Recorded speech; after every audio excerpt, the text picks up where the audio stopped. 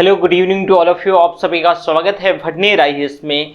तो भटनेर आईएएस के साथ हमारा नया कारवा, और जैसे कि मुझसे आप पहले से भी परिचित हैं, मेरा नाम देवी सिंह है और मैं एक संस्थान में करीब 1 साल तक पढ़ाया। इससे पहले भी मैं ऑफलाइन कई संस्थानों में पढ़ाता रहा हूं और अभी भी मैं कुछ संस्थानों में ऑफलाइन पढ़ा रहा हूं, लेकिन ऑनलाइन भटनेर आईएएस के साथ हम जुड़ चुके हैं। तो आपको इंडियन इकोनॉमी प्रीलिम्स और मेंस के लिए प्रॉपर इस समय हमारा जो फोकस होगा प्रीलिम्स के लिए होगा, यानी यूपीएससी और सभी स्टेट सिविल सर्विस के लिए। वैसे हम मेंस का भी कवर करेंगे और हमारा जो वीडियो है ये भटनेर आईएएस पे 60% हमारा यूट्यूब, यानी जो हमारा भटनेर आईएएस का यूट्यूब है, और आपको 100% जो कोर्सेस हमारे ऐप में, ये आपको गूगल प्ले स्टोर से हमारा ऐप भटनेर आईएएस डाउनलोड कर लेना है। यहां पर हमारे सारे वीडियो यानी 100% हमारा कोर्सेस पीडीएफ और हमारे यहाँ पे टेस्ट आपको भटनेर आईएएस पे मिलेंगे। साथ ही साथ अगर हम बात करें तो इसमें से जैसे ये हमारा ऐप है, ये हमारा ऐप का लोगो है, तो यहाँ पर आप देख सकते हैं, तो हमारे साथ जुड़ जाना है। और मैं आपको बोल रहा था कि इसे हमें इंडियन इकोनॉमी पढ़ना है। देखो, इंडियन इकोनॉमी के लिए मैं सारा सब कुछ बता दूं, यूपीएससी के लिए और स्टेट सिविल सर्विस के लिए हम पढ़ेंगे, लेकिन मैं प्रॉपर अभी यूपीएससी की बात करता हूं, अभी हम स्टेट सिविल सर्विस के लिए भी बात करेंगे। तो यूपीएससी में ये मैं गारंटीज बोलता हूं कि अगर 15 क्वेश्चन पूछे जाते हैं तो कोर इकोनॉमी से मान लो, तो इसमें से 12 क्वेश्चन आप डायरेक्ट हमारी क्लासेस से, हमारी पीडीएफ नोट से इतने मिल पाएंगे। यानी हम करीब मोर देन 90% के आसपास जो कोर्सेस होंगे हमारे, किससे होंगे? हमारे पीडीएफ और हमारे क्लास लेक्चर से होंगे। इसी तरह मेंस में हमारा यही सेम ऐसे ही स्कोर रहता है। तो चलिए हम शुरुआत कर लेते हैं, लेकिन सबसे पहले जो जरूरी बात यह है कि मैं आपको सिलेबस बताऊंगा। बिना सिलेबस के मैं आगे नहीं बढ़ता, ठीक है? जैसे ठीक बिना सिलेबस के वैसे ही युद्ध करना है बिना हथियार के। तो अगर आपको अपने हथियार के बारे में ही नहीं पता होगा तो आप क्या है, युद्ध में पार नहीं पाएंगे, अर्थात आप युद्ध नहीं जीत सकते हैं। तो आपको अगर यूपीएससी का युद्ध जीतना है या स्टेट सिविल सर्विस का युद्ध जीतना है तो सबसे पहले आपको कॉम्प्रहेंसिवली सिलेबस आपको पता होना चाहिए। अगर आपको सिलेबस नहीं पता है तो बहुत मुश्किल होगा। दूसरी बात, मैं जो करीब 5 साल से भी तैयारी कर रहे हैं, मैं करीब 90% स्टूडेंट की बात कर रहा हूं। 90%, अगेन बोल रहा हूं, 90% स्टूडेंट आज भी सिलेबस नहीं पता है। ये बुरा मानने की बात नहीं है, लेकिन बिना सिलेबस के कुछ नहीं हो सकता है। तो सबसे पहले आपको सिलेबस पता होना चाहिए। हो सकता है आज की क्लासेस में हमारा पूरा जो विषय सूची है, जो सिलेबस है, उसके डिस्कशन करने में चला जाए, लेकिन चलिए हम शुरुआत कर लेते हैं। तो जैसे कि मैं आपको एक चीज और बता दूं, इंडियन इकोनॉमी, देखो मैं हमेशा बोलता हूं कि मैं कोई इंडियन इकोनॉमी 5 या 10 घंटे में कंप्लीट करने वाला नहीं हूं, अर्थात इतने में नहीं होती है, और जो ये लोग बोलते हैं तो शायद मैं क्या ही कहूं। लेकिन हां, इंडियन इकोनॉमी का जो हमारा करीब 250 पेज का हैंड रिटन नोट्स होगा, अगर आप चाहेंगे तो हैंड रिटन नोट्स भी प्रोवाइड करवा दिया जाएगा या आपको पीडीएफ फॉर्म में मिल जाएगा।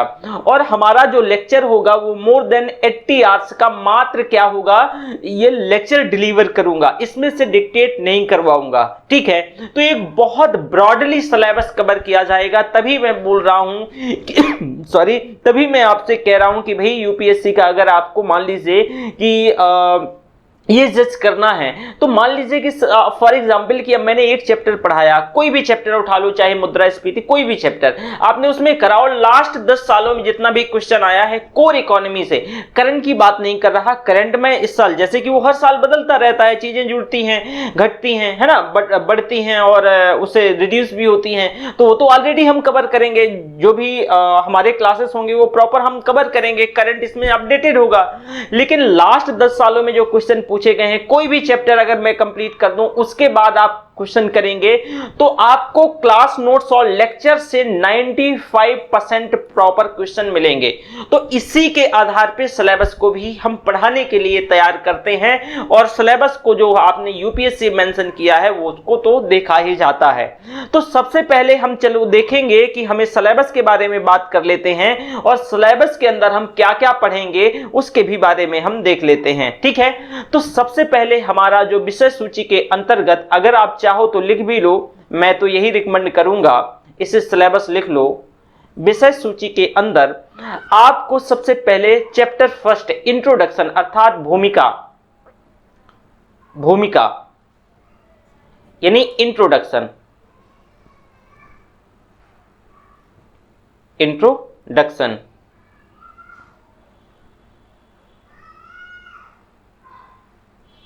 भूमिका, राइट। दूसरा, इसमें से हम भूमिका में क्या क्या पढ़ेंगे जो सबसे इंपॉर्टेंट है देखना है। पहले, सबसे पहले हम देखेंगे कि व्हाट इज द इकोनॉमिक्स, यानी अर्थशास्त्र क्या है। क्या देखेंगे कि अर्थशास्त्र है क्या, अर्थशास्त्र क्या है, ठीक है। फिर अर्थशास्त्र को हम ब्रॉडली क्लासिफाइड इनटू 2 पार्ट्स, यानी इसको प्रॉपर हम 2 भागों में बांट के देखेंगे, अर्थात यानी समष्टि अर्थशास्त्र, समष्टि अर्थशास्त्र, समष्टि अर्थशास्त्र और व्यष्टि अर्थशास्त्र, यानी माइक्रो इकोनॉमिक्स और मैक्रो इकोनॉमिक्स, ठीक है। इसके साथ साथ आर्थिक समृद्धि, आर्थिक समृद्धि यानी इकोनॉमिक ग्रोथ बोलते हैं इसको, और आर्थिक समृद्धि के साथ हम पढ़ेंगे आर्थिक विकास, आर्थिक विकास। इसी के साथ हम समावेशी विकास और सतत विकास यानी इंक्लूसिव डेवलपमेंट और सस्टेनेबल डेवलपमेंट। तो समावेशी विकास, समावेशी विकास और सतत विकास यानी सस्टेनेबल डेवलपमेंट यानी इंक्लूसिव डेवलपमेंट और सस्टेनेबल डेवलपमेंट, सतत विकास। इसको धारणी, सतत धारणी विकास भी कहते हैं। ये हमारा चैप्टर जो करीब है, करीब ये हमारा 2 घंटे के आसपास का चैप्टर होगा। इसके साथ साथ हम देखेंगे कि दूसरा हमारा जो इंपॉर्टेंट चैप्टर है मुद्रास्फीति। मैं आपको मुद्रास्फीति के बारे में बता दूं, हर साल करीब मुद्रास्फीति से प्रॉपर हर साल, मैं हर साल की बात कर रहा हूं, एक क्वेश्चन पिछले 6-7 सालों से कंटिन्यूअसली आ रहा है। इसमें से हम मुद्रास्फीति में क्या पढ़ेंगे, देखो भाई, मुद्रास्फीति को आम बोलचाल की भाषा में महंगाई कहते हैं, इसको इंग्लिश में इन्फ्लेशन कहते हैं। इसमें क्या क्या जानेंगे कि मुद्रास्फीति क्या है, सबसे पहले मुद्रास्फीति क्या है और इसका अर्थव्यवस्था पर प्रभाव, और इसका अर्थव्यवस्था पर प्रभाव। साथ ही साथ देखेंगे कारण के आधार पर मुद्रास्फीति के प्रकार, कारण के आधार पे, ध्यान से सुनना, कारण के आधार पे, कारण के आधार पर मुद्रास्फीति के प्रकार, मुद्रास्फीति के प्रकार, प्रकार। इसके बाद देखेंगे दर के आधार पर मुद्रास्फीति के प्रकार, दर के आधार पर मुद्रास्फीति के प्रकार, दर के आधार पे मुद्रास्फीति के प्रकार। मुद्रास्फीति से संबंधित महत्वपूर्ण अवधारणाएं, यानी महंगाई अर्थात मुद्रास्फीति से संबंधित कुछ अवधारणाएं, कॉन्सेप्ट्स, अवधारणाएं, अवधारणाएं, ये हम इसके अंदर पढ़ेंगे, ठीक है। इसमें डिटेल डिस्कशन होगा, ओके। इसके साथ साथ हम देखेंगे मुद्रास्फीति की गणना, इसको कैसे मेजरमेंट करते हैं। मुद्रास्फीति यानी महंगाई की गणना, मुद्रास्फीति की गणना। ये जो हमारा चैप्टर होगा, ये दूसरा चैप्टर है और ये करीब हमारा 4 से 5 क्लासेस में होगा। कितना भाई? 4 से 5 क्लासेस में होगा। इसके साथ हमारा अगला चैप्टर है मौद्रिक नीतियां, मॉनेटरी पॉलिसीज, मौद्रिक नीतियां। इसमें क्या क्या देखेंगे मौद्रिक नीतियों में? ये हमारा इकोनॉमी के अंदर 3rd चैप्टर होगा, इकोनॉमी के अंदर 3rd चैप्टर होगा। मौद्रिक नीति, मौद्रिक नीतियां, मौद्रिक यानी मॉनेटरी, मौद्रिक नीतियां यानी मौद्रिक नीतियां यानी मॉनेटरी पॉलिसीज। देखो इसमें से हम क्या क्या पढ़ेंगे, ये भी हमारा बड़ा चैप्टर है, करीब 7 से 10 दिन जाएगा। इसमें से देखेंगे मौद्रिक नीति क्या है, मौद्रिक नीति क्या है, नीति क्या है, कैसे काम करती है, कैसे काम करती है, और इसका प्रभाव, और इसका प्रभाव। फिर हम देखेंगे मौद्रिक नीति के उपकरण, मौद्रिक, इसी के अंतर्गत हम सारे प्रकार के उपकरणों को डिस्कस करेंगे। तो मौद्रिक नीति के उपकरण। अगला हमारा होगा market stabilization scheme, MSF, market stabilization scheme. ठीक है, हम इसी में पढ़ेंगे, इसको MSF बोलते हैं। फिर होगा ऑपरेशन ट्विस्ट, हम इसी के अंतर्गत पढ़ेंगे। फिर हम पढ़ेंगे G-SAP, ओके। फिर लिक्विडिटी ट्रैप, तरलता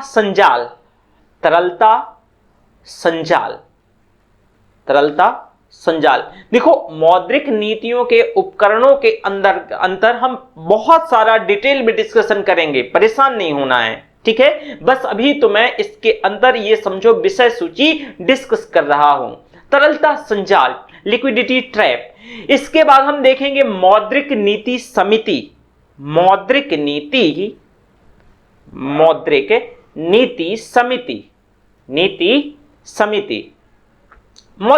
समिति, ठीक है।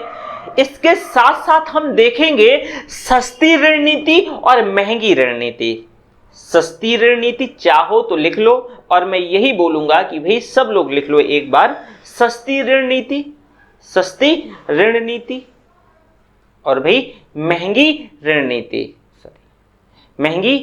नीति, ओके। फिर देखेंगे गुणात्मक उपकरण। एक मिनट, इसे ना इरेज, चलो अभी नहीं इरेज करना पड़ेगा, है ना। मौद्रिक नीति समिति हो गया, गुणात्मक उपकरण, ठीक है। फिर हम देखेंगे गैर पारंपरिक उपकरण। देखो, गुणात्मक उपकरण और मात्रात्मक, ठीक है ना, मात्रात्मक भी लिख लो। ये जो है ना, ये गुणात्मक उपकरण और मात्रात्मक उपकरण, ये पारंपरिक उपकरणों के अंतर्गत आते हैं, तो हम इसको पारंपरिक उपकरणों के अंतर्गत पढ़ेंगे। फिर हम देखेंगे गैर पारंपरिक उपकरण, गैर पारंपरिक यानी नॉन ट्रेडिशनल उपकरण। अब इसमें से जैसे हेलीकॉप्टर हूबर, हेलीकॉप्टर मनी, ये सारा चीज देखेंगे, ठीक है ना। इसके साथ साथ हम देखेंगे प्राइम लेंडिंग रेट, प्रधान ऋण दर, प्राइम लेंडिंग रेट, प्रधान ऋण दर, ठीक है। फिर बेस रेट देखेंगे हम, बेस रेट इसी के अंतर्गत पढ़ेंगे, ओके। बेस रेट के बाद हम MCLR, ठीक है, और रेपो आधारित ऋण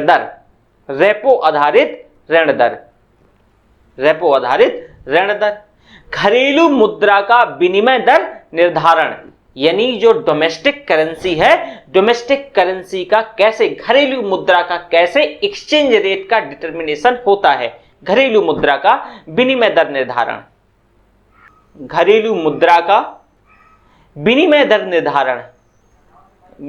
निर्धारण, ठीक है।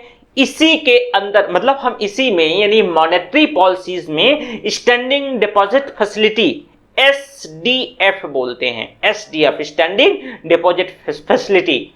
फिर हम इसी में पढ़ेंगे LTRO,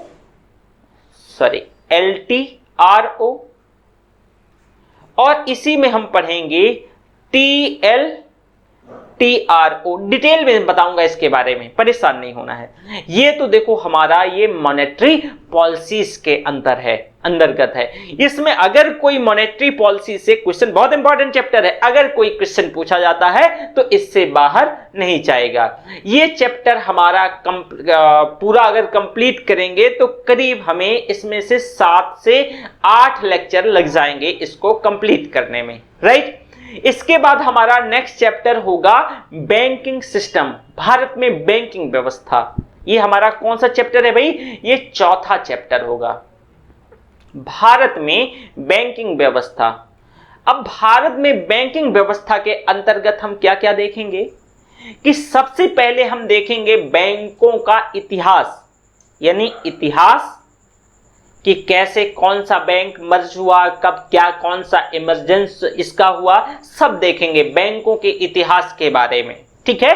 फिर अगला हम इसी के अंदर हमारा जो सब टॉपिक होगा आरबीआई की जिम्मेदारियां। आरबीआई की जिम्मेदारियों के अंतर्गत दो चीज, एक पारंपरिक जिम्मेदारी होती है और एक गैर पारंपरिक जिम्मेदारी होती है। तो आरबीआई की जिम्मेदारियां, आरबीआई की जिम्मेदारियां, ठीक है। इसके साथ साथ हम देखेंगे नए नोट जारी करने के मेथड, नए नोट जारी करने के अलग अलग मेथड होते हैं, तो उनके भी बारे में हम पढ़ेंगे। भारत में बैंकों का संक्षिप्त इतिहास, ये प्लीज लिखते जाइएगा।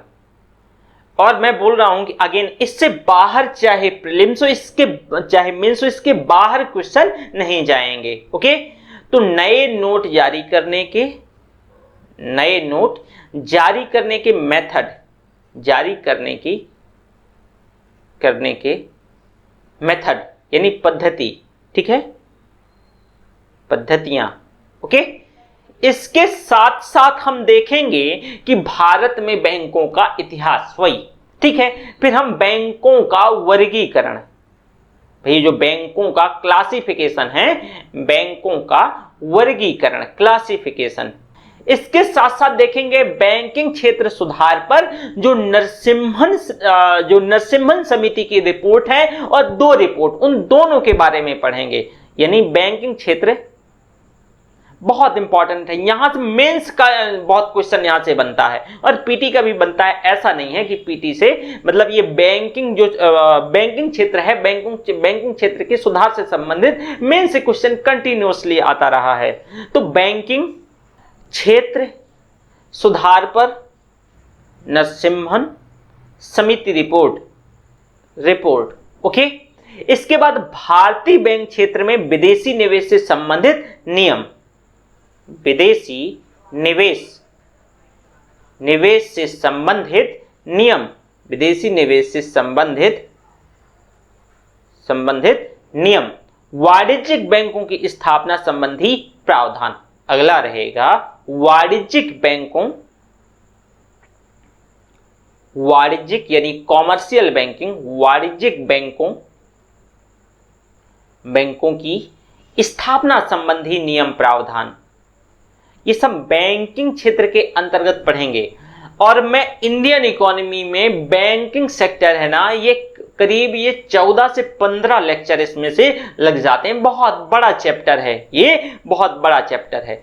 इसके साथ साथ अभी ये कंप्लीट नहीं हुआ, सुनते जाइए इसमें क्या क्या पढ़ेंगे। फिर प्रायोरिटी सेक्टर लेंडिंग यानी प्राथमिकता वाले क्षेत्रों को दिया जाने वाला ऋण, तो प्रायोरिटी सेक्टर लेंडिंग सर्टिफिकेट भी देखेंगे और हम प्रायोरिटी सेक्टर लेंडिंग भी यानी जो प्राथमिकता वाले क्षेत्र हैं उनको जो दिया जाने वाला ऋण है वो ऋण और कौन कौन सा क्षेत्र प्रायोरिटी सेक्टर में है और इसमें से जो करंट डेवलपमेंट क्या है, इकोनॉमी के अंदर सारा करंट में कंप्लीट साथ ही करवाते चलूंगा, ठीक है। तो प्राथमिकता वाले क्षेत्रों को प्रायोरिटी यानी प्राथमिकता वाले क्षेत्रों को दिया जाने वाला ऋण, भाई ऋण। गैर निष्पादनकारी संपत्ति एनपीए के बारे में सुना होगा, नॉन परफॉर्मिंग एसेट्स। इसके प्रकार हम इसमें से 3 प्रकार का होता है, डिटेल में देखेंगे और इसमें से साथ में आर्थोपाय, अग्रिम और पूर्वोपाय ये क्या है इसे भी पढ़ेंगे, ठीक है। फिर ARC asset reconstruction company, ARC bad bank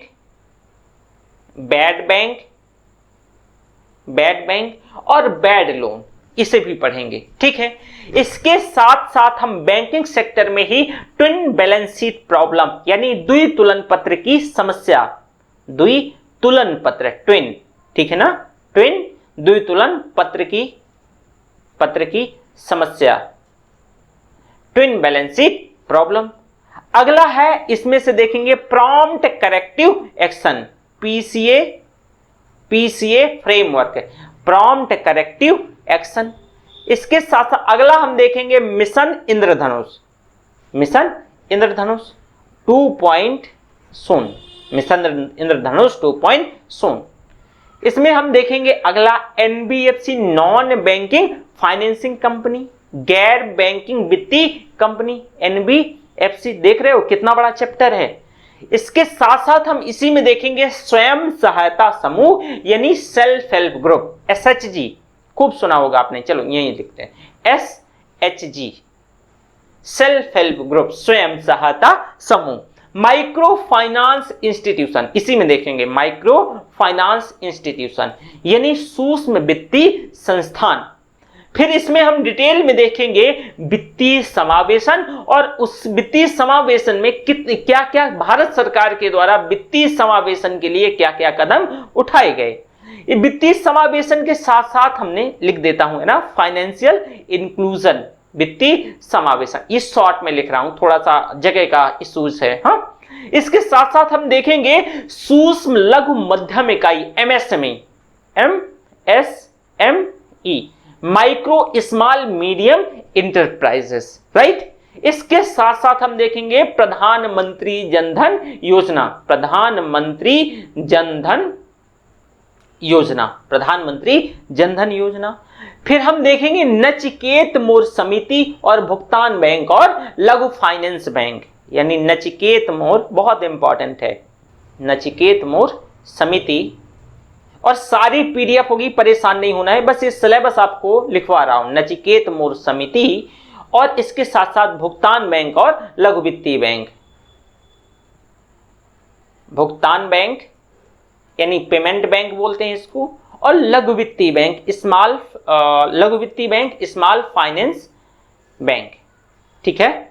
इसके साथ साथ अगला इसमें हम देखेंगे संप्रभु स्वर्ण प्रतिभूति योजना और स्वर्ण मौद्रीकरण योजना, यानी इसको गोल्ड मोनेटाइजेशन स्कीम, और इसमें ये हम इसमें से लिख लो आप, संप्रभु सॉवरेन गोल्ड बॉन्ड स्कीम इसको बोलते हैं, संप्रभु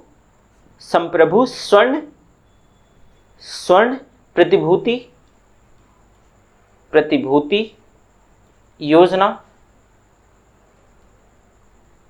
sovereign gold bond scheme, sovereign gold bond scheme, ठीक है। अगला है स्वर्ण मौद्रीकरण योजना, स्वर्ण, इसको गोल्ड मोनेटाइजेशन स्कीम, स्वर्ण मौद्रीकरण योजना, इसी में पढ़ेंगे स्वर्ण मौद्रीकरण योजना, राइट। इसके साथ साथ अभी और देखो, बैंकिंग सिस्टम कंप्लीट नहीं हुआ, ठीक है। हम देखेंगे RTGS, इससे क्वेश्चन आ चुका है, RTGS यानी पेमेंट के जो मेथड हैं, NEFT, नेफ्ट जिसे आप बोलते हैं, NEFT, नेफ्ट, ठीक है। इसके साथ साथ IMPS, ओके, और UPI, ठीक है। फिर हम इसी में देखेंगे NPCI, national payment corporation of India, NPCI, ठीक है। फिर हम इसमें देखेंगे न्यू अम्ब्रेला एंटिटी, ठीक है।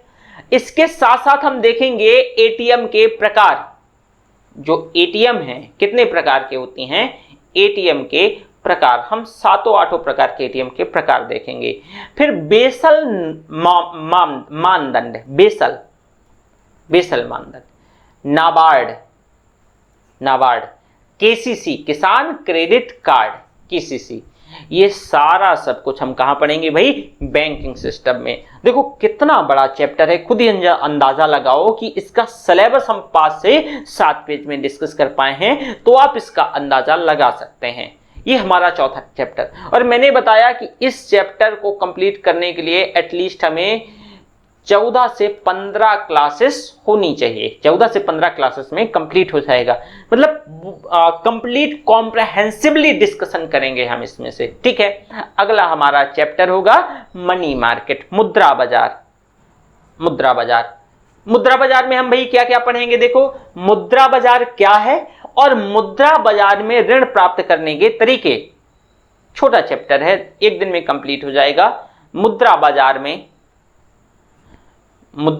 में ऋण प्राप्त करने के तरीके, ऋण प्राप्त करने के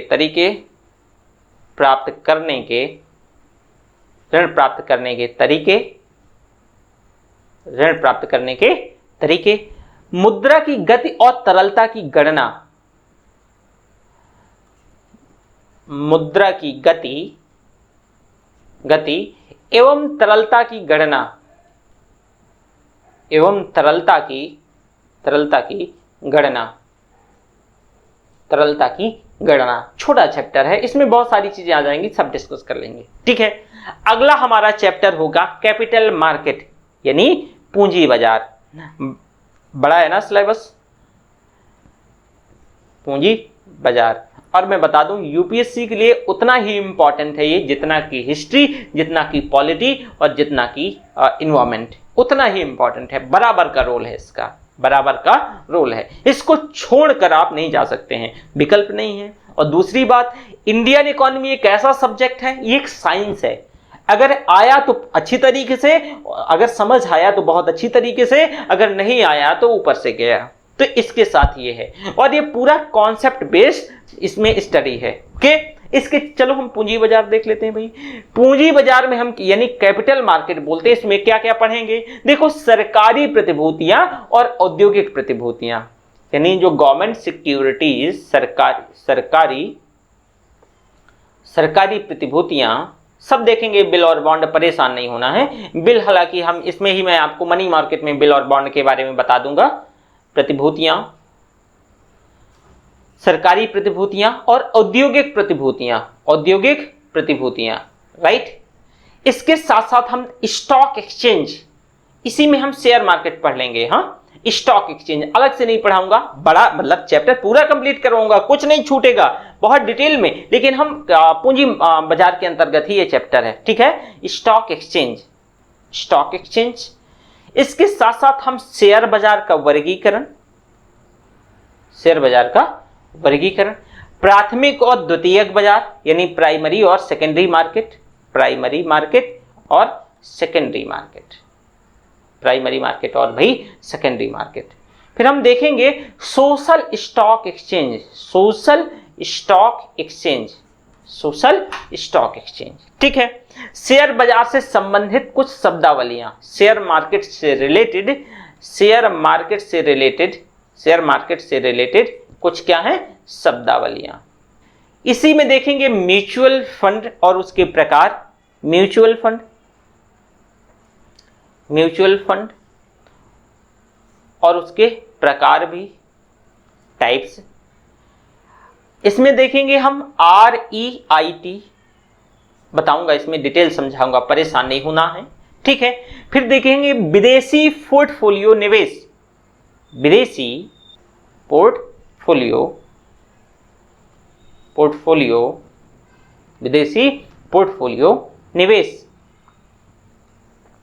निवेश, पी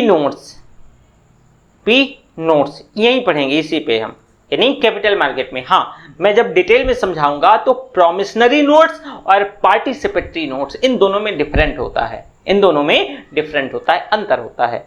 विश्व के कुछ इंपॉर्टेंट जो संवेदी सूचकांक हैं, जो दुनिया के कुछ इंपॉर्टेंट संवेदी सूचकांक है, जैसे कि हमारे NSE BSE में आपने सुना होगा कि NSE BSE की कुछ इंपॉर्टेंट सेंसेक्स, जैसे सेंसेक्स और निफ्टी के बारे में, तो ये इंडेक्सेस हैं। ये क्या है? इंडेक्सेस हैं, संवेदी सूचकांक हैं। इन्हीं के आधार पे हम देखेंगे कंपनियों का उतार चढ़ाव, और ये क्या है। फिर हम देखेंगे डिवेंचर, क्या भाई? डिवेंचर, ये डिवेंचर क्या है? ठीक है, बहुत डिटेल में पढ़ेंगे। और भारत बॉन्ड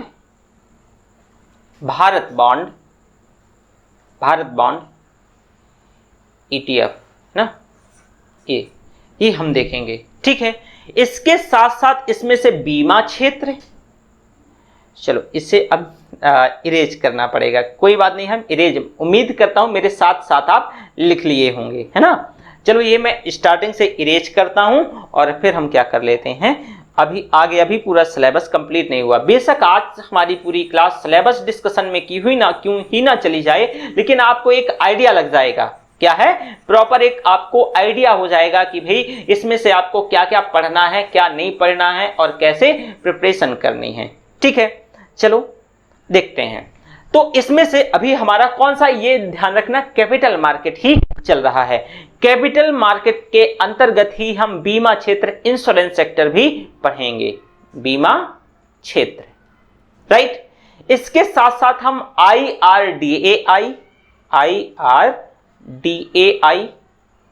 IRDAI एवं सेबी, IRDAI और सेबी, इसके बीच विवाद,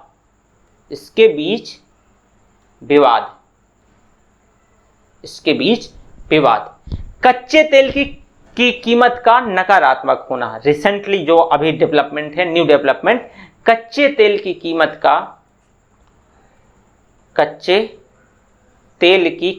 का नकारात्मक होना, ये सब मैं बड़े बड़े सब हेडिंग बता रहा हूं, नकारात्मक होना और इसका प्रभाव। इसके साथ साथ हम देखेंगे क्रिप्टो करेंसी और बिटकॉइन। यहां पे मैं पढ़ाऊंगा आपको क्रिप्टो करेंसी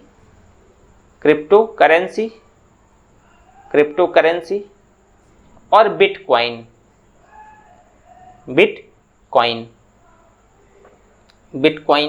ठीक है। फिर हम देखेंगे P2P lending, peer to peer lending, P2P lending. ठीक है। हम देखेंगे क्रेडिट रेटिंग एजेंसी, जैसे कि ICRA, मूडीज, इनके बारे में पढ़ेंगे। Credit rating agency, CRA, credit rating agency. फिर हम देखेंगे insolvency and bankruptcy code 2016, insolvency and bankruptcy code 2016, यानी इसको बोलते हैं दिवाला और दिवालिया संहिता 2016। ये हमारा जो चैप्टर होगा कैपिटल मार्केट, और करीब ये 7 से 9 दिन का चैप्टर होगा, राइट। इसके बाद हमारा जो छोटा चैप्टर है ये नेशनल इनकम। क्या है? एक छोटा चैप्टर है नेशनल इनकम। एक मिनट इरेज कर लेते हैं जब तक हम, है ना, कुछ छूटेगा नहीं इंडियन इकोनॉमी में। और मैं देखिए, आप तो मुझसे पहले से भी परिचित हैं, लेकिन मैं क्या करूंगा कि जैसे मैंने देखिए हमारी ये क्लासेस क्या है ना कि रिकॉर्डेड सेशन में होगी, तो आपको जो डाउट है वो मुझे ना कमेंट बॉक्स में कमेंट करके समझाएंगे, उसको मैं देख के आऊंगा। मतलब कि जो आपके क्वेश्चन होंगे, और क्वेश्चन को फिर मैं अगले दिन क्या करूंगा, वो आपके साथ डिस्कस करूंगा। ठीक है। जिसका जो भी क्वेश्चन है आप मुझे कमेंट बॉक्स में ही बताइएगा। ठीक है।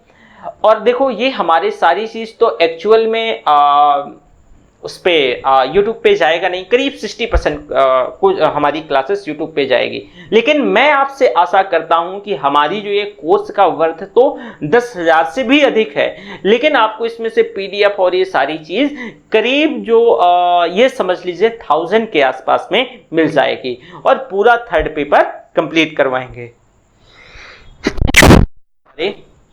ठीक है। चलो अगला हम क्या बोल रहे थे भाई, राष्ट्रीय आय। ये हमारा छोटा चैप्टर है। हाँ, राष्ट्रीय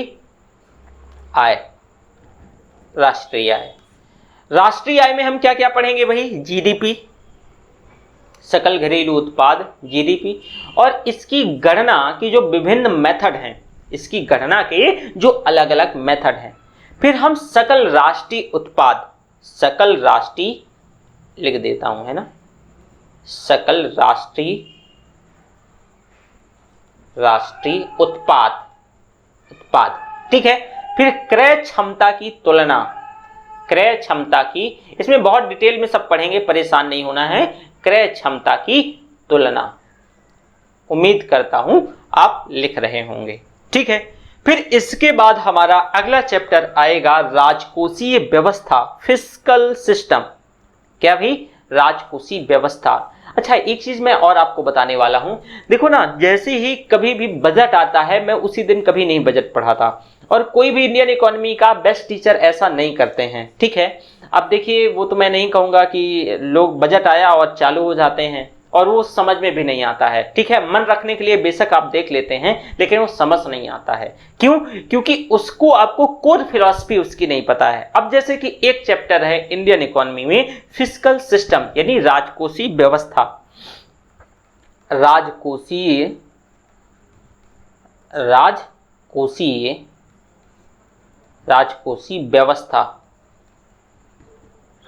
व्यवस्था। अब अगर जब तक आप इस चैप्टर को नहीं समझ पाएंगे तो आप लाख कोशिश कर लीजिएगा, बजट को समझ ही नहीं पाएंगे। बेशक याद कर लें उसके डेटा को, लेकिन समझ पाना बहुत मुश्किल है। ठीक है, इसमें हम क्या पढ़ेंगे भाई, राजस्व और पूंजी प्राप्तियां। राजस्व प्राप्तियां, रेवेन्यू रिसीट, राजस्व प्राप्ति और पूंजी प्राप्ति, पूंजी प्राप्तियां, पूंजी प्राप्ति। ठीक है, फिर हम पढ़ेंगे राजस्व और पूंजी व्यय, रेवेन्यू एक्सपेंडिचर, राजस्व, एक मिनट, राजस्व एवं पूंजी व्यय, एवं पूंजी व्यय। ओके, इसी में हम पढ़ेंगे विभिन्न प्रकार के घाटे। कई प्रकार के घाटे हैं, सब घाटे जो हैं हम देख लेंगे इसी में। ठीक है, विभिन्न प्रकार के घाटे, विभिन्न प्रकार के घाटे। फिर देखेंगे हम हीनार्थ प्रबंधन। क्या भाई, हीनार्थ प्रबंधन, प्रबंधन, डिफिसिट फाइनेंसिंग। ठीक है, आर्थोपाय अग्रिम। देखो, पूर्वोपाय और आर्थोपाय दोनों में डिफरेंट होता है। आर्थोपाय अग्रिम। ठीक है, एफआरबीएम कानून 2003, एफआरबीएम कानून 2003। ठीक है, फिर हम इसी में देखेंगे राजकोषीय सक्रियतावाद। इसे उम्मीद करता हूं आपने लिख लिया होगा। राजकोषीय सक्रियतावाद लिख लो इसी के आगे, मैं फिलहाल लिख दूंगा, फिर भी आप लिख लीजिए। देखिए, पूरा सिलेबस आपको पता होना चाहिए। मैं अगेन बोल रहा हूं, अगर आपको सिलेबस नहीं पता है तो वही है कि अंधेरे में तीर मारना। अगर लग गया तो ठीक है, वरना तो मिस तो होना ही है ना। तो एफआरबीएम एक्ट 2003। अब राजकोषीय सक्रियतावाद, fiscal activism, fiscal activism, fiscal activism, fiscal activism. ठीक है, इसके बाद देखेंगे 14th, ठीक है, यानी फाइनेंस कमीशन के सुझाव, फाइनेंस कमीशन के सुझाव। ठीक है, अब हम 15वें फाइनेंस, ध्यान से सुनना, 14th फिफ्थ कमीशन के सुझाव और 15th फाइनेंस कमीशन के टर्म्स ऑफ रेफरेंस और अनुशंसाएं, कमीशन के टर्म्स ऑफ रेफरेंस और अनुशंसाएं, अनुशंसाएं। ठीक है, इसके बाद हम देखेंगे राजकोषीय सुदृढ़ीकरण, फिस्कल कंसोलिडेशन, राजकोषीय सुदृढ़ीकरण। लिखते जाइएगा, जिसमें मैं शॉर्ट कर देता हूं तो प्लीज लिख लीजिएगा हिंदी में। ओके, तो राजकोषीय सुदृढ़ीकरण, फिस्कल कंसोलिडेशन। ओके, इसके साथ साथ हम देखेंगे वित्तीय क्षेत्र विधायी सुधार आयोग, वित्तीय क्षेत्र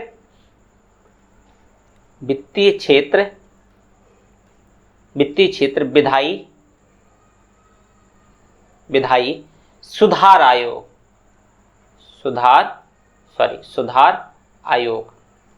सुधार आयोग। ओके, फिर साथ में हम देखेंगे ऑफ बजट बोरोइंग, विभिन्न प्रकार की बजटिंग व्यवस्थाएं, विभिन्न प्रकार की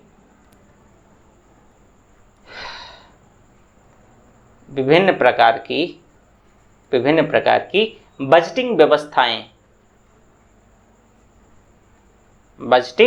व्यवस्थाएं। फिर जेंडर बजटिंग, इसी में हम पढ़ेंगे। क्या भाई, gender budgeting, gender budgeting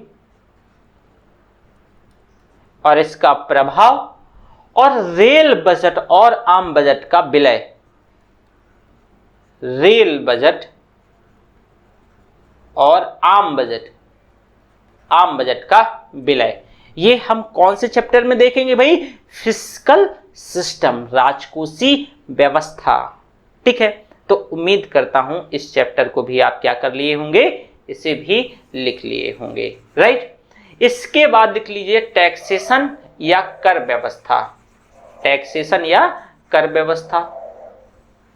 chapter syllabus देख के बोर तो नहीं हो रहे हो, मैं बोला ना कि एक क्लास बेशक हमारी सिलेबस में चली जाएगी, एक क्लास हमारी सिलेबस में जा सकती है, ठीक है, जाती ही जाती है, लेकिन आपको आइडिया लग जाएगा। और आप ये देखो, चाहे कोई स्टेट सिविल सर्विस हो या यूपीएससी, जैसे ही आप उसे पढ़ेंगे या क्वेश्चन पढ़ेंगे या सिलेबस पढ़ेंगे तो आप वहां से तुरंत ऑप्ट कर पाएंगे कि अच्छा सर ने देखो यहाँ ये फला चैप्टर में फला चीज पढ़ाई है, तो उस तरह से ढूंढने में भी कोई आपको प्रॉब्लम नहीं होगी, राइट। अब कर व्यवस्था, कर व्यवस्था, कर व्यवस्था, कर व्यवस्था, कर व्यवस्था में हम क्या क्या देखेंगे भाई? कर और उससे संबंधित संकल्पनाएं, कर और उससे संबंधित, कर और उससे संबंधित, संबंधित, कर और उससे संबंधित संकल्पनाएं, क्या भाई? संकल्पनाएं, कर और उससे संबंधित संकल्पनाएं। विभिन्न प्रकार के प्रत्यक्ष कर, यानी प्रत्यक्ष कर, ये क्या होता है? प्रत्यक्ष कर। विवाद से विश्वास योजना, विवाद से विश्वास योजना, क्या भाई? विवाद से विश्वास योजना, ओके। हम इसी में देखेंगे दोहरा कर परिहार समझौता, दोहरा कर परिहार, दोहरा डबल टैक्सेशन अवॉइडेंस एग्रीमेंट, ऐसे लिख लो, double taxation avoidance agreement, okay, दोहरा कर परिहार समझौता। फिर इसी में हम पढ़ेंगे कर व्यवस्था के अंतर्गत गार, जनरल एंटी अवॉइडेंस रूल, गार लिख लेना, इसे डिटेल में समझाऊंगा, सभी को डिटेल में समझाऊंगा, ठीक है। फिर हम इसी के आगे पढ़ेंगे टार्क, TARC, यानी कर प्रशासन सुधार आयोग, कर प्रशासन सुधार आयोग, ठीक है। फिर इसी में हम देखेंगे आगे ट्रांसफर प्राइसिंग, लिख लो आगे, मैं हालांकि लिखूंगा लेकिन फिर भी आप लिखते जाओ, ट्रांसफर प्राइसिंग, ट्रांसफर प्राइसिंग। इसके साथ आगे लिखो प्रॉफिट शिफ्टिंग बेस इरोजन, इसी में कर व्यवस्था में पढ़ेंगे, ठीक है ना। Profit shifting base erosion, profit shifting base erosion. अगला मतलब नीचे वही सब टॉपिक हैं, ये ध्यान रखना, ओके। फिर नीचे लिखना है आपको transaction, transparent transaction, transparent transaction, यानी honouring the honest platform, honouring the honest platform. Google tax और विभिन्न प्रकार के जो अप्रत्यक्ष कर हैं, चलो इसमें मैं आपको आगे लिखवाई देता हूं, है ना। मैंने आपको क्या बताया था? ट्रांसफर प्राइसिंग, ट्रांसफर प्राइसिंग, ठीक है। Profit shifting, profit shifting base erosion, please इसे हिंदी में लिख लेना, ओके। प्रत्यक्ष कर संहिता, direct tax code, DTC, direct tax code. अगला देखेंगे ट्रांसपेरेंट टैक्सेशन, ट्रांसपेरेंट टैक्सेशन, यानी honouring the honest, honouring the honest, honouring the honest platform, honouring the honest platform. इसी में हम गूगल टैक्स, गूगल टैक्स और फिर विभिन्न प्रकार के अप्रत्यक्ष कर, जो विभिन्न प्रकार के अप्रत्यक्ष कर, अप्रत्यक्ष, विभिन्न प्रकार के अप्रत्यक्ष कर। साथ में हम GST, इससे कौन छोड़ सकता है? GST और GST काउंसिल, GST और GST काउंसिल, GST और GST काउंसिल, ठीक है। कंपोजिशन स्कीम, फिर हम क्या पढ़ेंगे भाई? Composition scheme, composition, composition scheme, okay. इसी में हम पढ़ेंगे E way bill, E way bill, E way bill, okay. इसके बाद सबका विश्वास योजना, सबका विश्वास योजना, ये सब इंपॉर्टेंट है, ठीक है। सबका विश्वास योजना, सबका विश्वास योजना। और फिर लास्ट में हम देखेंगे डीमोनेटाइजेशन, डीमोनेटाइजेशन यानी इसको विमुद्रीकरण कहते हैं। क्या कहते हैं भाई? विमुद्रीकरण कहते हैं, ठीक है। ये आपने देखा। इसके बाद हम इसमें से देखेंगे हमारा जो दूसरा अगला चैप्टर है यानी विदेशी निवेश और व्यापार। इसमें क्या क्या पढ़ेंगे भाई? विदेशी निवेश, विदेशी निवेश एवं व्यापार, एवं व्यापार, विदेशी निवेश एवं व्यापार। विदेशी निवेश और व्यापार में हम देखेंगे प्रत्यक्ष विदेशी निवेश FDI, direct FDI, foreign direct investment FDI, प्रत्यक्ष विदेशी निवेश, और इसके सकारात्मक और नकारात्मक प्रभाव यानी इसके पॉज और कॉन्स, राइट। इसके साथ साथ हम देखेंगे multi brand retail, multi brand retail, multi brand retail और ई कॉमर्स क्षेत्र में एफडीआई, जो ई कॉमर्स है, ई कॉमर्स क्षेत्र में एफडीआई, एफडीआई, ठीक है। और फिर देखेंगे foreign portfolio investment, foreign portfolio investment FPI, ठीक है। डिटेल में पढ़ेंगे, ओके। अगला हमारा जो चैप्टर होगा, छोटा सा चैप्टर होगा ये भी, चलो इसको ही मिटा लेते हैं। और हमारा अगला चैप्टर होगा बीओपी, भुगतान संतुलन। क्या होगा भाई? बीओपी, भुगतान संतुलन, भुगतान संतुलन। भुगतान संतुलन में अमेरिकी रिसेशन, अमेरिकी रिसेशन, अमेरिकी रिसेशन, साथ में eurozone crisis, eurozone crisis, eurozone crisis और Brexit, Brexit, Brexit, okay. Late convergence trap, late convergence trap, LCT इसको बोलते हैं, लेट कन्वर्जेंस ट्रैप। फिर हम देखेंगे अर्थव्यवस्था का वियुग्मन, अर्थव्यवस्था का, अर्थव्यवस्था का वियुग्मन, अर्थव्यवस्था का वियुग्मन। Special economic zone, SEZ, special economic zone. RCEP यानी क्षेत्रीय व्यापक आर्थिक भागीदारी, RCEP, इसी में पढ़ाऊंगा। जियोपॉलिटिक्स का हिस्सा नहीं है ये, ठीक है। जो जियोपॉलिटिक्स का हिस्सा होगा वो जियोपॉलिटिक्स वाले सर पढ़ाएंगे, इवन मैं ही पढ़ाऊंगा, लेकिन ये RCEP और SEZ इंडियन इकोनॉमी में ही हमें पढ़ना है। फिर GSP आपको याद ही होगा, सामान्य जो प्राथमिकता प्रणाली है ना, तो ये हम देखेंगे बीओपी के अंतर्गत, ओके। अगला हमारा चैप्टर होगा कृषि, बड़ा चैप्टर है ये कृषि, ठीक है। कृषि में क्या क्या, जल्दी से लिख लो, कृषि में क्या क्या पढ़ेंगे। चलो एग्रीकल्चर में क्या क्या हम पढ़ेंगे, और बहुत इंपॉर्टेंट चैप्टर है। पिछले वर्ष तो इसमें से 4 क्वेश्चन आ गए थे, 5 क्वेश्चन तक कृषि। अब कृषि में हम क्या क्या पढ़ेंगे भाई? भारत में कृषि को प्रभावित करने वाले कारक, प्रभावित करने वाले कारक। भारत में खेतीहर परिवारों का वर्गीकरण, लिख लो जल्दी जल्दी। भारत में खेतीहर परिवारों का डिटेल में पढ़ेंगे। खेतीहर 14-15 क्लासेस होती हैं। खेतीहर परिवारों का वर्गीकरण, वर्गीकरण, ठीक है। अगला चैप्टर होगा भूमि सुधार आंदोलन। क्या होगा भाई? भूमि सुधार, इसी में पढ़ेंगे हम, सुधार आंदोलन, भूमि सुधार आंदोलन, ठीक है। अगला चैप्टर होगा हमारा भारत में हरित क्रांति के प्रभाव। भारत में हरित क्रांति, ग्रीन रेवोल्यूशन, हरित क्रांति के प्रभाव, क्रांति के प्रभाव, ओके। फिर हमारा होगा MSP, MSP, PDS system, PDS sorry, चलो इसे पी बना लो, इसे टी बना लो, ठीक है, यानी जन वितरण प्रणाली, पीडीएस सिस्टम, ओके। इसके बाद एक राष्ट्र एक ration card, one ration one nation, यानी एक राष्ट्र लिख देता हूं,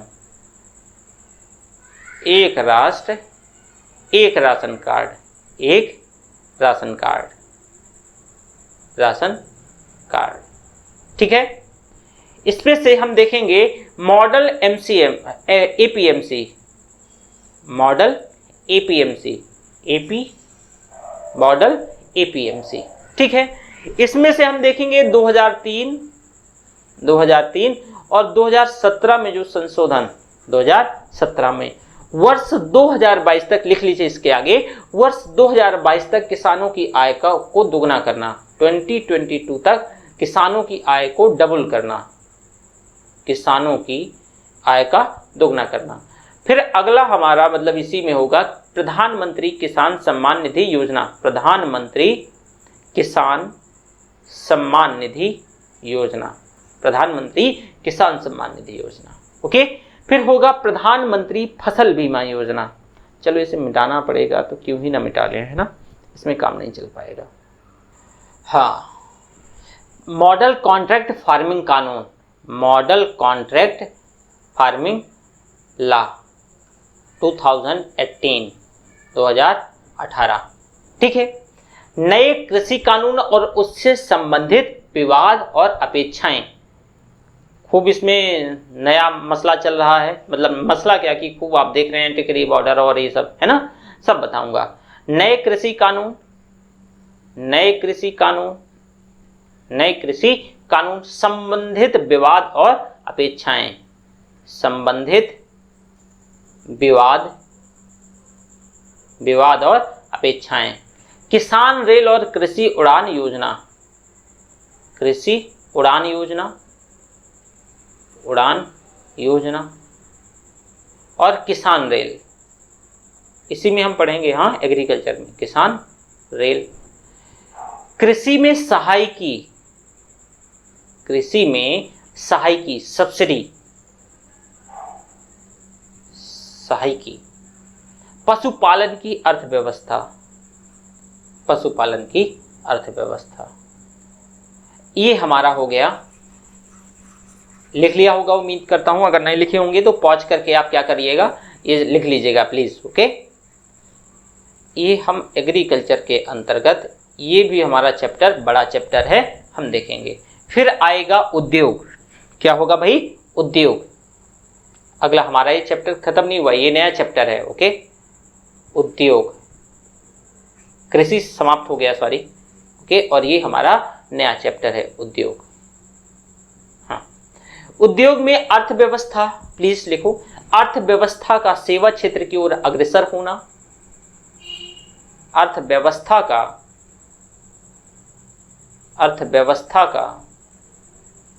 सेवा क्षेत्र की ओर अग्रसर होना, सर्विस सेक्टर की ओर, सेवा क्षेत्र की ओर अग्रसर होना, और रोजगार विहीन समृद्धि का दौर, देश में रोजगार विहीन समृद्धि का दौर, लिख लो, अर्थव्यवस्था का सेवा क्षेत्र की ओर अग्रसर होना और देश में रोजगार विहीन समृद्धि का दौर।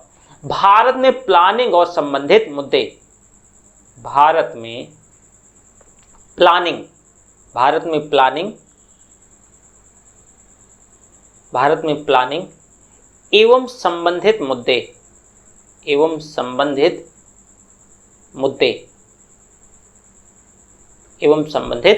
मुद्दे, भारत में औद्योगिक विकास, भारत में औद्योगिक विकास, महारत्ना, नवरत्ना और मिनी रत्ना कंपनियां, महारत्न, नवरत्न और मिनी रत्न कंपनियां, ठीक है। अगला होगा NIMZ, निम्स, यानी राष्ट्रीय निवेश और विनिर्माण क्षेत्र, राष्ट्रीय, इसको हिंदी में बोलते हैं राष्ट्रीय, सॉरी, चलो, राष्ट्रीय निवेश एवं विनिर्माण क्षेत्र, एवं विनिर्माण क्षेत्र, ठीक है। इसके बाद हमारा होगा नई औद्योगिक नीति, new industrial policy, new industrial policy. अगला होगा निम्न और मध्यम आय संजाल। निम्न और मध्यम आय संजाल ट्रैफ। ओके, ये हमारा इंडस्ट्री के अंतर्गत व्यापार सुगमता रिपोर्ट, इसी में पढ़ेंगे। ईज ऑफ डूइंग बिजनेस, व्यापार सुगमता रिपोर्ट। आत्मनिर्भर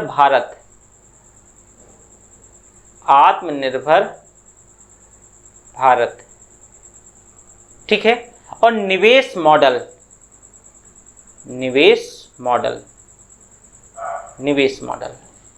ठीक है। ये तो हमारा उद्योग है, ये चैप्टर। और इसके बाद हमारा 3 चैप्टर और रह गए हैं, तो ये क्यों रह जाएं, इनको भी हम क्या कर लेते हैं, कंप्लीट कर लेते हैं, है ना। मतलब सिलेबस देख लेते हैं। कंप्लीट तो अभी बहुत टाइम लगेगा हालांकि कंप्लीट होने में, लेकिन हाँ मैं पीटी तक कर दूंगा, प्रीलिम्स तक कर दूंगा, और ये पूरा करंट अपडेटेड होगा। इसमें से हम इसी में से जो इकोनॉमिक बजट, ठीक है, और इकोनॉमिक सर्वे, ये भी बजट और सर्वे देख लेंगे, ठीक है ना भाई। चलो, विश्व बैंक और अंतरराष्ट्रीय मुद्रा कोष और WTO,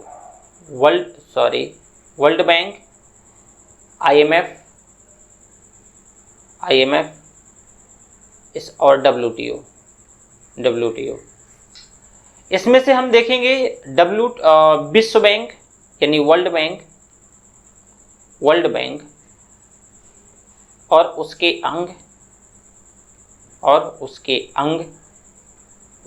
अंग, ठीक है। मसाला बॉन्ड सुना होगा, है ना, मसाला बॉन्ड।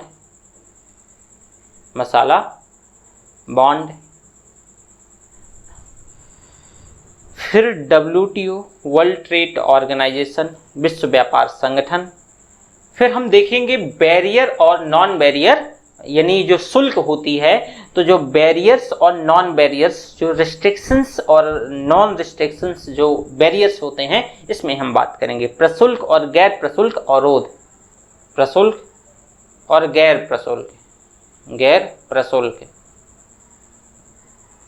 प्रशुल्क अवरोध। दोहा विकास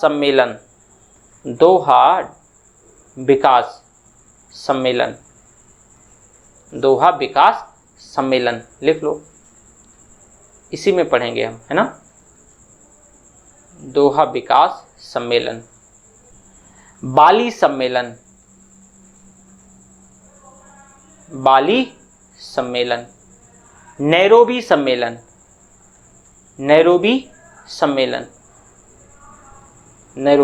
सम्मेलन, trips, trade related intellectual property rights, ठीक है ना। IPR से संबंधित जो मुद्दे होंगे ये देखेंगे। इसके साथ साथ हमारे और कुछ छोटे मोटे चैप्टर होंगे। अब जैसे छोटे मोटे अगर हम चैप्टर्स की बात करते हैं, तो उसमें से आप जैसे कि अगर देखेंगे तो जैसे कि मान लीजिए बेरोजगारी, अच्छा मैं इसे लिख ही देता हूं, है ना। ये मैंने इसके अंदर और डिटेल में हम पढ़ेंगे, ठीक है। और आप ये देख लेंगे इससे क्या, मैंने इसे क्यों डिटेल में आपके साथ ये मैंने शेयर किया, क्योंकि इससे आपको आइडिया लगेगा कि एक्चुअल में आपको क्या पढ़ना है। और मैं आपसे आशा करता हूं कि लास्ट 10 सालों के क्वेश्चन पेपर प्रीलिम्स और मेंस के देख के आए। बेशक आप नहीं कर पाए, कोई बात नहीं है, देख के आए, उससे आपको आइडिया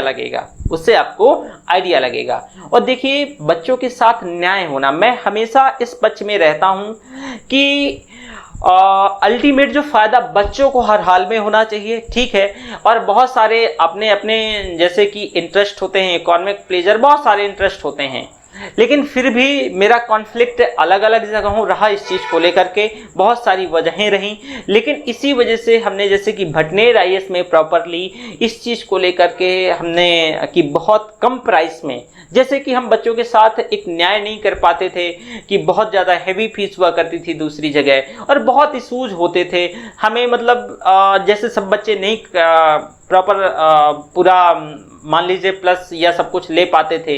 इसके साथ साथ होता क्या था कि कई सारी समस्याओं का सामना करना पड़ता था, लेकिन वहाँ प्राइस जो है वो रीजनेबल नहीं थे, प्राइस एक्चुअल में क्या है रीजनेबल नहीं थे।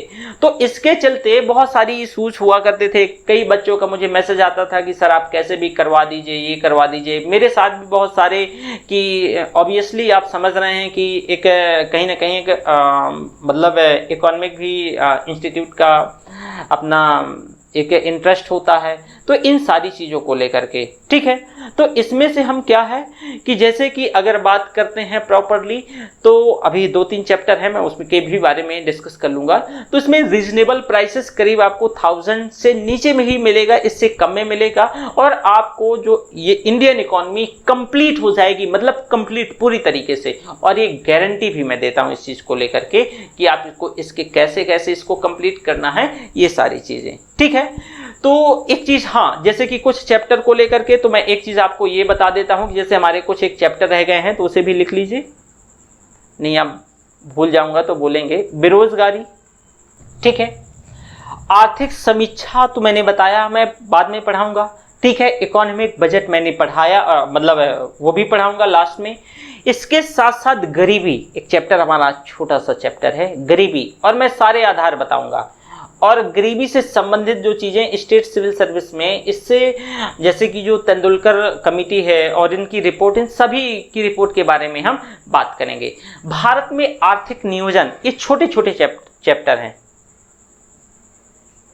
भारत में आर्थिक नियोजन, क्या भाई, आर्थिक नियोजन, भारत में आर्थिक नियोजन, ठीक है। इसके साथ साथ हम देखेंगे नीति आयोग, ये छोटे छोटे हमारे चैप्टर हैं, नीति आयोग, ठीक है। और इसमें से भारत में औद्योगिक क्षेत्र इंडस्ट्री के अंतर्गत आ जाएगा। भारत में जो भूमि सुधार और ये जो पीडीएफ बफर, अंतरराष्ट्रीय संगठन समझौते, एक चैप्टर और जनसंख्या और जनसांख्यिकीय सिद्धांत और जनगणना, जनसंख्या, जनगणना और जनसांख्यिकीय सिद्धांत, जनसांख्यिकीय सिद्धांत, जनसांख्यिकीय सिद्धांत, ठीक है। तो ये हमारे सारे क्या होंगे भाई, चैप्टर होंगे। अगर आप कोई बोलेंगे, वैसे इसमें सारा सब कुछ कवर हो जाएगा। अगर आप कहेंगे कि सर इसमें कुछ छूट रहा है या ऐड करना है, वो हम कर लेंगे, ठीक है। तो आज यहीं तक, और अगला हमारा क्लासेस प्रॉपर किस पे चले, इंट्रोडक्शन से शुरू करेंगे। जैसे आप ये देख पा रहे हैं, हम पूरा जैसे मैंने आपको बताया था जो भूमिका, तो ये एक्चुअल में इकोनॉमिक्स है क्या, हम इसके बारे में कल से चैप्टर जो हमारा स्टार्ट होगा, मतलब ये एकदम नया चैप्टर होगा जिसे भूमिका बोलते हैं, और कल से हम डिस्कशन शुरू करेंगे। सो थैंक यू, यहीं तक, ठीक है। और आप प्लीज़ सिलेबस अगर थोड़ा से, अगर मैंने कहीं फास्ट कर दिया हो तो प्लीज़ उसे पॉज करके क्या कर लेना है भाई, उसको आपको सिलेबस लिख लेना है। सिलेबस बहुत इंपॉर्टेंट है, ठीक है ना। तो हम इसके आगे यानी पूरा सब जितना भी मैंने चैप्टर बताया डिस्कस करेंगे। तो थैंक यू वेरी मच, फिर मिलते हैं।